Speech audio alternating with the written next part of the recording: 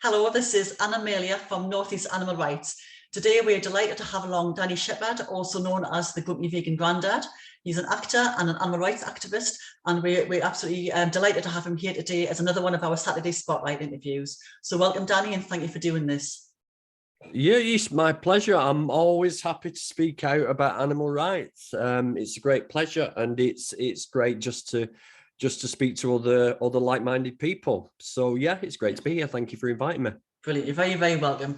So let's straight away go into the questions then. So can you talk us through your vegan journey? This is something which I ask everyone really to kind of like put into context how different journeys people can be. Okay, so yeah, I'm going to upset a lot of people now. And I went vegan for health. Whoa. So yeah, okay, right. So I get it. Nobody goes vegan for health, but this is what started me on the journey. So I started, what it is, my son's 21 this year. And about 7 years ago, I was thinking when he hits 25, 26, when he really needs his dad, I'll be in my 60s. Yeah. I don't want to be a burden on my son when he's just starting out on his big adventure of life.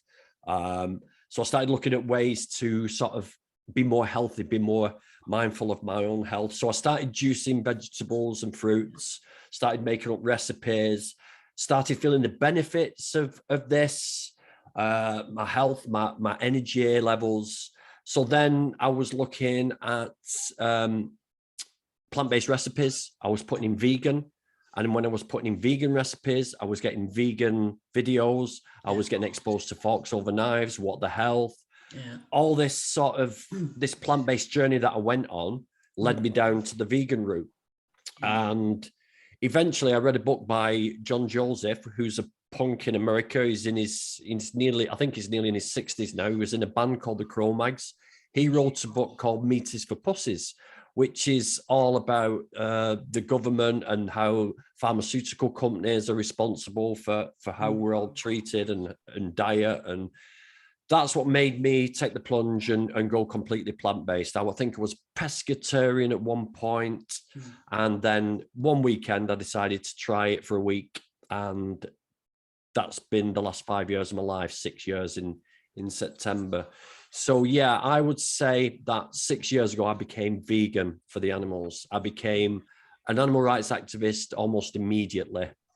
So yeah, that was my journey. And I think a lot of people, Generation X, people my age, tend to start thinking about mortality and look at the diet, which in my eyes is a really cool thing. And it's the way I sort of advocate for veganism as well, is just to edge along that route before hitting them with the animal rights message. But I hope that answers your question. It does, yes. I mean, it's interesting that you say you kind of like alluded to how controversial it is to say you went vegan for health, but actually it's still a good in, isn't it? Because we have people who kind of they become vegan for either the environment, for the animals, or for the health.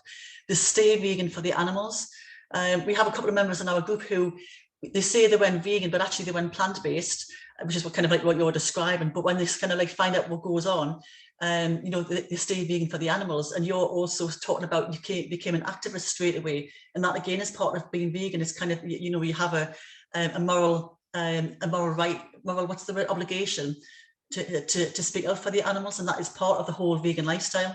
I've got a T-shirt on today which says that being vegan is more than a diet; it's a way of life. Which I bought at the weekend, and it is because people do think it's about the food and about the health benefits. Yes, there are those, but it's obviously it's about so much more, isn't it? Yeah, it's a justice movement. And sorry to interrupt, but yeah, it's a justice movement. And I'm not racist. Yeah. But I wouldn't walk past or ignore social media posts that were racist and say nothing. Yeah. I wouldn't do that. So it's not enough just to be not racist. You can't be just vegan and be happy. You've got to speak out. Yeah, that's very, very true. So why Grumpy Vegan Grandad? Who came up with that name? Right. So yeah, I decided to start a YouTube channel. And my granddaughter, whom I'm working very hard on to get to see my side of things. She's only 5 now, or 6, I think. But about 3 years ago when I started it, 2 years ago when I started it, when she came in and sat at this table over here and my wife would give her bacon sandwiches, I would be like, that's Peppa Pig that you're eating there. That's dead Peppa Pig. And she turned around to me wife one day and she went, Grandma, why is Grandad always grumpy? Is it because he's vegan? And I went, Grumpy Vegan Grandad. Yes, because, yeah, and also people like a little bit of controversy. They like people being grumpy. They like drama in their lives. So yeah, I thought it's a really cool name. So that's why I went for that.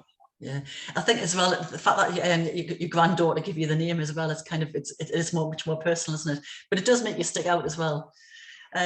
So what area of animal rights do you feel a particular affinity with? I mean, for me, it's dairy and it's eggs, because we've had rescued hens from cage farms. We do the vigils at slaughterhouses, so they're the particular areas I see. So what do you feel affinity with? Well, I try not to. I try to keep it on a whole, but my local group is Manchester Pig Save, and I see the pigs. So yes, I've got a particular affinity with pigs at the moment. I've been to my friend's sanctuary called Pigs in the Wood in Huddersfield. Oh yes, we've been there. We went there last year. Yeah, I know Jackie well, which is a beautiful place, and I rescued some turkeys that went to, I think it's Rescue in the Wood, which is next door to Pigs in the Wood. So Liberty and I forgot the other name.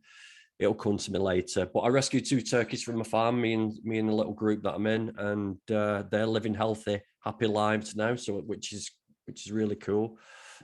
So yeah, I would say the pigs, but I mean, I don't like doing that. It's like saying, yeah, I prefer Chinese people over these other people who are being sort of, you know, it's.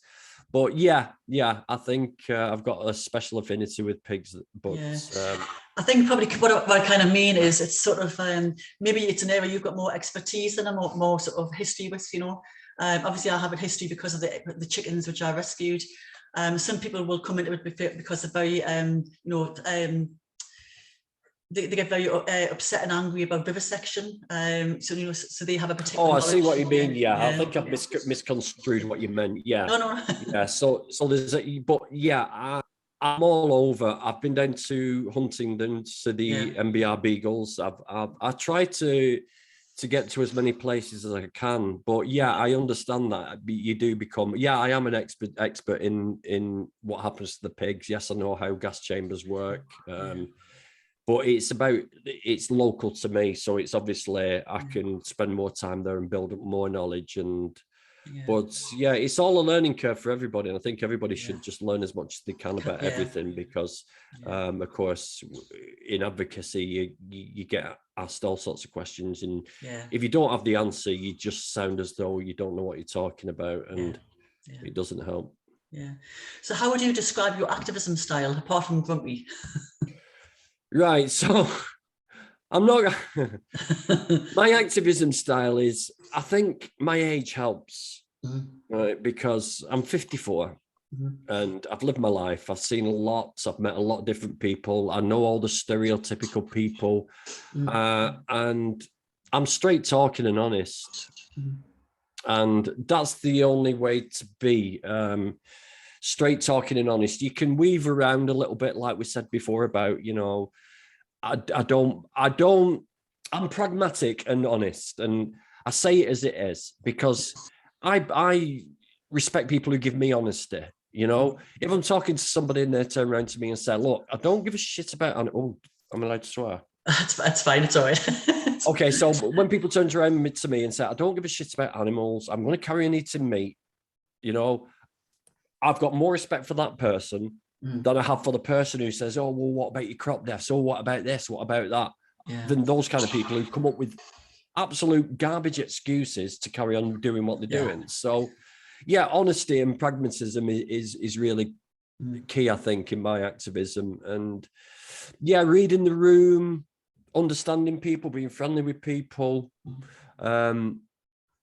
being tactful, lying occasionally just to sort of jokingly, I don't mean seriously lying, you know, I've done a recent thing on how I pushed a tree over because veganism made me super strong. And, you know, and if you think that's ridiculous, here's what the meat industry say about, you know. So, I think I'm honest. I'm not a cupcake vegan. I'm not a, you know, oh, it's all right, you do you. And it's honesty is like, you do abuse animals with your food. You are causing major damage to the environment with your choices. You know, you are smashing your health in by eating animal products. I also like to be a little bit sort of comical as well and comedic and just I don't like this to being serious all the time, because I don't think it's good for mental health either. You know, you can have a laugh and a joke with people. You know, when people tell me stories about you know, them going to like KFC and finding a chicken claw in the food, you know, I'm not going to start crying into a handkerchief or anything. I'm going to, you know, absolutely ridiculous. You know, what do you expect to find in a dead bird sort of body? You know, it's just, it's a funny one, but definitely honesty, I think. Yeah. So some of us, I mean, when we look at TV now, I mean, we see a lot of adverts for plant-based foods. We see the word vegan mentioned far more than it's ever been mentioned. But some time ago, and a few years ago, there was a program which was groundbreaking at the time, Veganville, which we were involved with. And obviously all us vegans at the time were kind of like glued to the screen watching it. So how did you get involved with that? And can you tell us anything from behind the scenes, kind of like all the different personalities and things and how you got on? I mean, as you mentioned before, I'm an actor.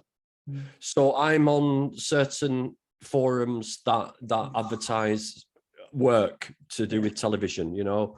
I nearly got on Bear Grylls The Island. I was first reserve and I was actually going at one point. That would have been interesting as a vegan on a desert island. So I was applying for stuff. I didn't know really where I was going to go. I hadn't recognized my acting talent by then. So I saw this thing saying, are you an outspoken vegan? Do you speak your mind? We want to hear from you for a new TV documentary. So I applied for it and it took over 18 months to be cast. I had to do videos of questions they'd asked and answered to them. And I actually answered one in Turkey. You know, one of the questions they asked me, I was in Turkey on holiday and I answered this question. That's when they revealed that we were going to Wales. And I'm like, wow, you know. But yes, Veganville was pretty much as you saw it. We hadn't met each other before. It showed us meeting each other. I'd been watching Joey's videos on the way down there, and then it was a shock when he walked in the house. I had no idea who was going to turn up. But it was pretty much as you saw it. A lot of it was edited out. There's a lot of stuff we did that didn't make the cut. My conversation with serial TV dairy farmer, that was cut to hell, absolutely cut to hell, because the BBC have got to do a like for like. You know, I kept smashing her with facts. She first thing she said was, milk is a health food. Where are you going to get your calcium from? And I said, well, I get my calcium from green leafy vegetables. Then she said, well, you'd have to eat tons to get the same amount of calcium that you'd get from milk. And we had this to and fro. That never made the cut, you know. So that was a bit disappointing, but inevitable. So, we all got on. I kept in touch with Jodie and Ricky. I actually did online training with Corinne when he went back to Miami. I lost a lot of weight and body fat with him. So, it was really interesting. And it was great that it was pushed onto BBC and pushed into people's living rooms, because otherwise it was originally going to go out on BBC Three, which would have meant that people would have had to search it out. And I've had a lot of good feedback from that. A lot of people have said they've gone vegan because of that, particularly because of me. It's not ego, it's just nice to hear. But I've also made a big mistake of going on Twitter and hashtagging Veganville, and why is that big bald guy going on about the environment when he drives a truck? It's like, whoa, you know. So it was interesting and enjoyable. So would you be up for it again if they did like a Veganville revisited a few years down the line? Of course. Yeah. Of course, I'm more knowledgeable now. I learned a lot. Yeah. It was a big learning curve for me, especially spending time with Joey on a personal level. That was sort of, I learned a lot, and I learned that he doesn't switch off. You know, it's not like we don't have a conversation about anything else. So he's constantly, and that's why he's so epic in what he does. Whereas I need to switch off, you know. So you're currently working with him on a slaughterhouse exposé, aren't you? So how and when did you get involved with that, and how successful do you feel is your projects with him are? Well, that one's done and dusted now. That's gone. And that was the one-off. We've done other projects, and I can't talk about them. It's all got to be totally secret. So I can't really talk about that to you. Yeah. That's fine. We do converse, we do talk to each other, we do things together, and sometimes it's preferable that I just keep behind the scenes or whatever, and even more so now with my acting career taking off, that I need to sort of keep behind the scenes more and change the way I'm active as well. So the acting stuff you're doing now, so what sort of stuff is that you're up to? Well, I've just secured 4 episodes on a soap, a big soap in the UK, so I can't say any more than that. It will be released. I will release when I finish filming. I'm filming tomorrow, next week. So, brilliant. And yeah, that's a biggie. But it's going to change the way I've got to sort of be perceived. I may have to delete certain videos off my YouTube channel. Not that I'm scared. It's just that I can see this may end here. These 4 episodes and that may be it. I may never do any acting again, but I've got to think about the future and how it's going to affect me. And I look at other people who are on this soap, and they've got 450, 500k followers on Instagram. So therefore, that's a big audience for me. And these are non-vegans, because the problem we've got at the moment is that there's a lot of echo chambers out there, and we're talking to vegans when we should be talking to non-vegans. Yeah, that was one of the first things I did actually when I retired a couple of years ago, which was to change all my settings, because I worked in a school, so to change all my settings from private to public, because I don't want to be in an echo chamber. We do obviously get, people trolling the page every now and again and silly things, but to me, it's pointless just talking to other vegans about veganism. We need to be out there and talking to and trying to persuade other people. And we know we do have successes, as you know yourself. Sometimes you know about it, sometimes you don't. But that's obviously the way we've got to go. We've got a number of new activists in our group, and they've said that one of the things that they're struggling with at the moment is the anger they get. Can you remember the initial anger you get when you go vegan, you say everything, and you wonder why people aren't vegan, and so how do you think they should channel that anger into something else? There's sort of 3 little stages I noticed when you first go vegan. There's the sadness of what you've seen, then there's the guilt of the fact that you've contributed towards this for however many years previous, and then the anger. Now the anger, it's not a bad thing if it's used in the right way. So use anger as an energy to do more, to learn more. Use anger to go to vigils. I think it's very important that people go and see the victims if they can, somewhere along the line. One thing every vegan must do is go to a vigil and look in the animal's eyes, because when you look in an animal's eyes and you turn around and you're talking to people on the streets or wherever, in the gyms or wherever you talk to people about veganism, they can see in your eyes that you've seen the reality of what this involves. So I think it's very important that we channel our anger. Get on social media. Put yourself out there. You don't have to be yourself. You can be anonymous. You can go on Facebook, put a false profile picture on there, but argue with people, put stuff on there that angers people, and let them come back to you. Because what will happen then, and this is what happened to me when I said, I went animal rights activist straight away. I went on Facebook, started putting posts up, you're bastards, you're abusing animals. Yeah. And then I would get people come back, well, we've always eaten meat. Well, cavemen eat meat though. Then I've got to go away, research, come back and say, well, actually, cavemen didn't eat a lot of meat. They ate very little meat. They were gatherer hunters, not hunter gatherers. Yeah. And that makes you a better advocate. It makes you a better activist because you learn because of repetition. TikTok, absolutely brilliant forum for talking to non-vegans. Yes, they're all kids. Yes, they're all trolls. Yes, they come up with bullshit, but they're on your page listening to you. That's key. That's key. It doesn't matter what they say, you know?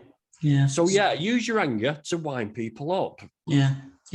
Well, we have, we obviously spoke initially to Kev in our group. Yes. He's a very good example of what you're talking about there. He does put the confrontational stuff on and has really good debates with people. And I feel quite sorry for the people who he debates with, because they're never ever going to win. No, he's so good at it. He's so good. He's so articulate. And you can see he's kind of like, when he's posting, he's getting the facts, he's putting the facts on, you kind of like, you do really feel sorry for these people who are kind of like trying to take him on because they are never going to win with him. And then we have other people in our group who, you talk about the guilt. The guilt is a big thing. I mean, I still have the guilt of things I've done in the past. And I always say you've got to use the guilt to say that you were a different person then. The fact that you have guilt means you've changed, and you're using that memory to kind of like to push yourself forward, to talk to for the animals. And we do the vigils. We support North East Animal Save, and some of us went down to Manchester Pig Save last year, and we're arranging for Manchester Pig Save to come up to support us in the summer. So we do kind of, we do regular vigils.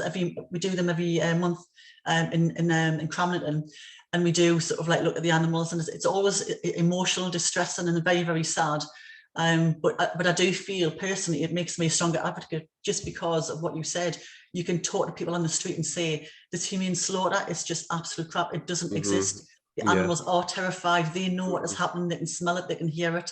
They can feel it. So don't tell me about humane slaughter. So, and I feel it's important for me, as much as I don't enjoy any part of it at all. I find it quite well. It's necessary. Basically, it's a necessary thing as part of my advocacy. Definitely. And I mean, we've all got to think about taking a break from it. I mean, I'm going over to Cuba. I booked a holiday in Cuba. I checked what the vegan options were like, and a lot of Cuban food is Spanish food, basically. So there's a lot of choice over there. And I'm going to take a break. I'm not going to take a SIM card. I'm not going to get on the internet over there. You've got to buy cards to literally physically get on the internet in Cuba. I'm off it.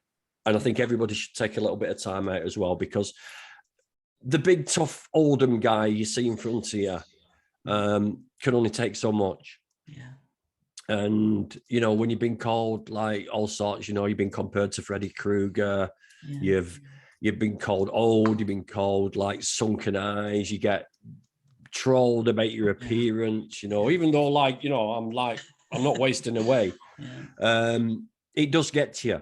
And you get a lot of people sending videos that are horrible to me, and I've got to see like the lamb in a plastic bag that it's the Matrix. You see a lot of shit, and it does get to you. So my advice as well is take a break from it, people. Turn your phone off, even if it's just for a day. Turn it off, put it in a drawer, go out and walk, I want to come up to visit you guys actually and do a video with you. Are they weekdays or weekends? The weekdays, because we tend to do them around the beginning of a month. Brilliant, because I only work Friday, Saturday, Sundays driving my wagon. So if you give me a shout, I mean, you've got my email address. So if you're around any time, you want to know when we do them, give us a shout, and we'll definitely just let me know when the next one is, and I'll come up. That's not a problem. We'd love to have you. It's I think it is really important that we all kind of support each other as well. I mean, the mental health issues and animal rights activists, we can't underestimate them, and we can't ignore them either, because I mean, I feel it myself. And you're right, looking after yourself, looking after each other is really important. I feel as if in my group we've got a really good mix of people who look out for each other and support each other and have each other's backs.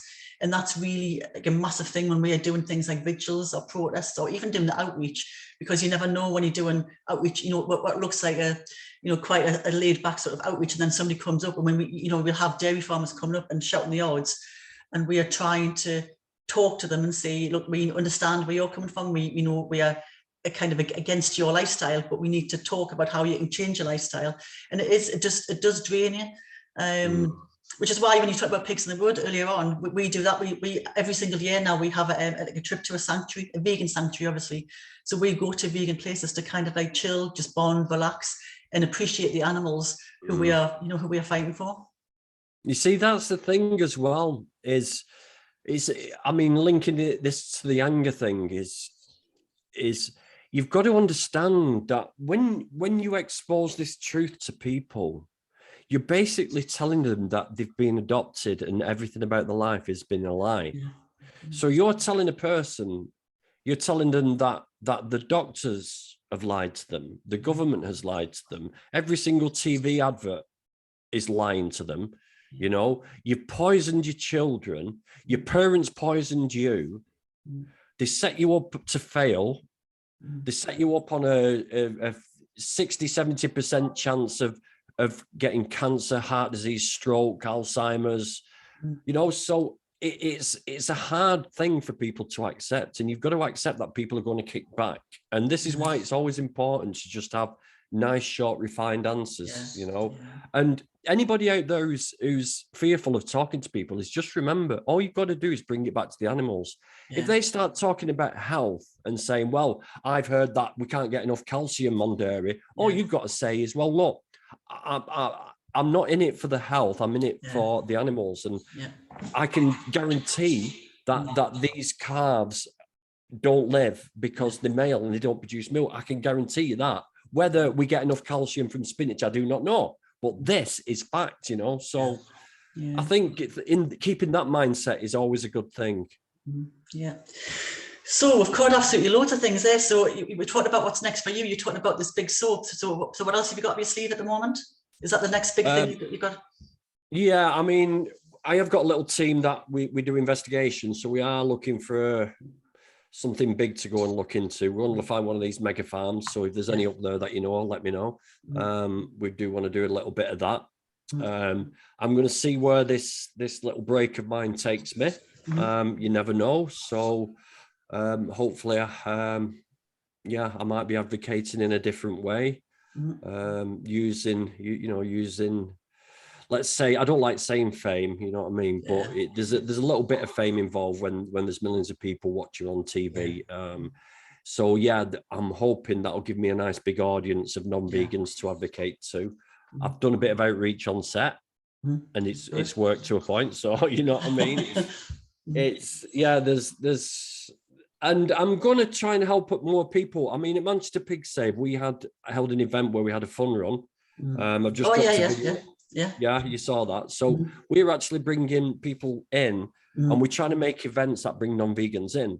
So a fun run, free food. We brought the Vegetarian Society in, even though they're vegetarians and they're still animal abusers, we brought them in so maybe they can see things and change their beliefs. And I think it's all about creating a buzz and creating a spectacle to bring the non-vegans in, and that's key. That's key.